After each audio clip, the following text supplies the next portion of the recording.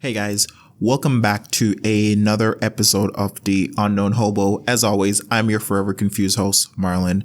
And the topic for today is, I just don't know what's wrong with me. So we're going to get into this one really fast because unfortunately, this is a very common thing in self-improvement world, depending on if you dive really deep into it. So let's get into it.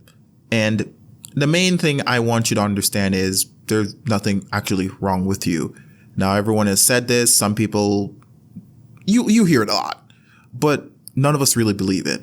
And if I'm going to recommend a book that I would say definitely read after you listen to this episode is The Power of Now.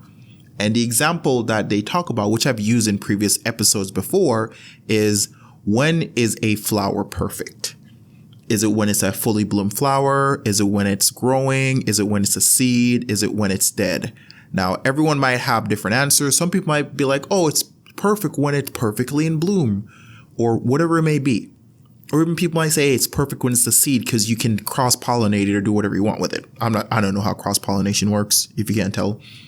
But the premise of that book is saying the flower is perfect always. And in that moment, it is perfect. So even if you might think something is currently wrong with you, I want you to know in this moment, you are the perfect version of yourself.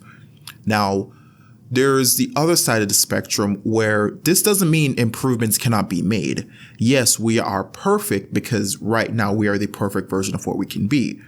If there is a version of us that we do sought to become or sought after, that doesn't mean give up on that.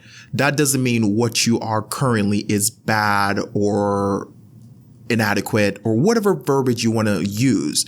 At the end of the day, you are what you are, period. Good, bad, doesn't matter. You are what you are. You can't magically transform into something else. So that's why you improve, whether it is physically, mentally, however you want to.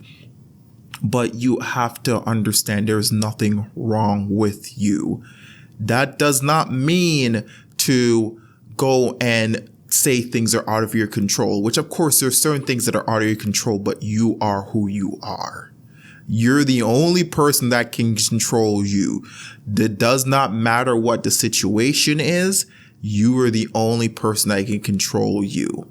And that's it. And of course, if you do fail or if you do mess up a little bit, that is fine. Acknowledge that, hey, I did something, or hey, I should have done better here. At least if you can acknowledge the mistakes that were made to some extent, progress can be made because you're supposed to learn from your mistakes. But that doesn't mean defaulting to, hey, something's wrong with me. That's it. Or saying, hey, I can't control that. That's it. There's things you can't control and there's things you can control. Now, of course, you can't control another person, but you can control yourself. And if there's, at the end of the day, that's pretty much it. Like, there's nothing wrong with you.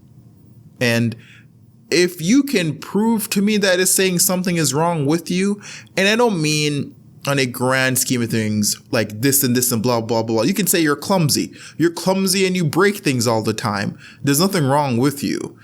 Like, there's some things that you might like that might not be socially acceptable. There's nothing wrong with you. Like, for example, anime. Anime is now super popular and mainstream. I've been watching anime since I was like 10. And people thought I was weird. And now everyone's like, yeah, we watch anime. Maybe then, when I was younger, I might think, oh, something is wrong with me. No, I just like anime. There's nothing wrong with that. But as I said, nothing's wrong with you. I want to keep this very short because there's not really much I can say because this is a inward reflection deal. But as always, thanks for listening and see you next time.